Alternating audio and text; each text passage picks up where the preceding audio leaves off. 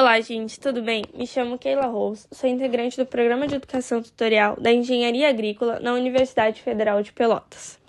Bom, no vídeo de hoje nós vamos resolver um exercício sobre ciência do solo. O exercício ele nos traz as seguintes informações. A tabela abaixo apresenta das análises laboratoriais de amostras indeformadas do solo retiradas com anéis volumétricos. Considere os valores das pesagens abaixo, já descontado o peso do anel amostrador e calcule o seu volume pelas medidas de diâmetro e altura apresentados. E aí ele nos dá as seguintes informações. O nosso peso de solo úmido, peso de solo saturado, peso de solo equilibrado a 60 cm de coluna d'água, nosso peso de solo seco, o diâmetro e a altura. Mas ele está nos pedindo para calcular apenas a nossa umidade gravimétrica e a nossa umidade volumétrica, que é o nosso θ.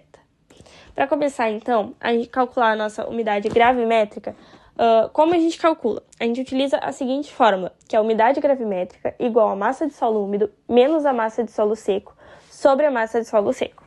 Bom, a partir daí, então, é só a gente substituir os valores, que é o exercício ele já tinha nos dado, né, a informação.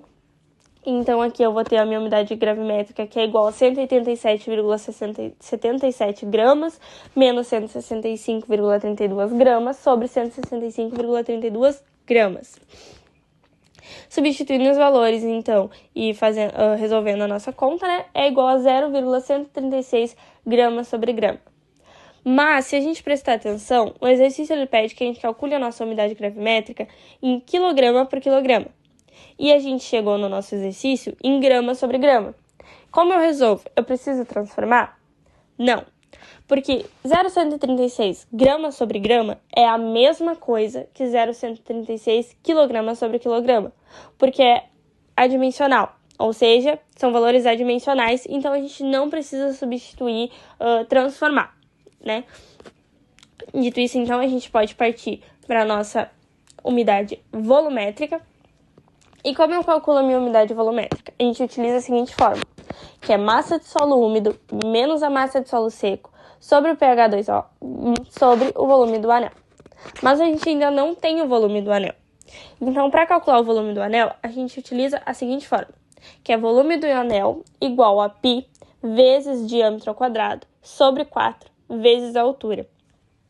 Então, a gente vai calcular primeiro o nosso volume do anel, né?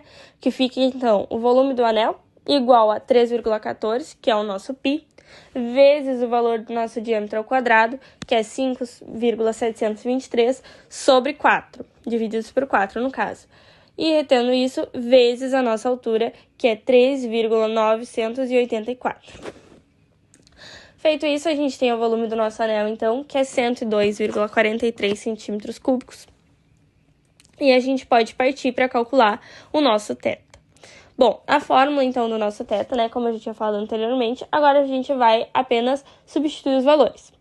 Então, a gente tem aqui 187,77 gramas, né, menos 165,32 gramas, que é a nossa massa de solo úmido menos a nossa massa de solo seco, sobre 1.000, que é o nosso pH2O, 1.000 quilogramas por metro cúbico, sobre 102,43 centímetros cúbicos, que é o nosso valor do anel.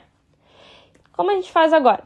Bom, como a gente pode perceber, a gente tem muitas unidades diferentes, né? A nossa massa de solo úmido e a massa de solo seco estão em gramas. O nosso pH2O está em quilograma por metro cúbico. E o nosso volume do anel está em centímetro cúbico.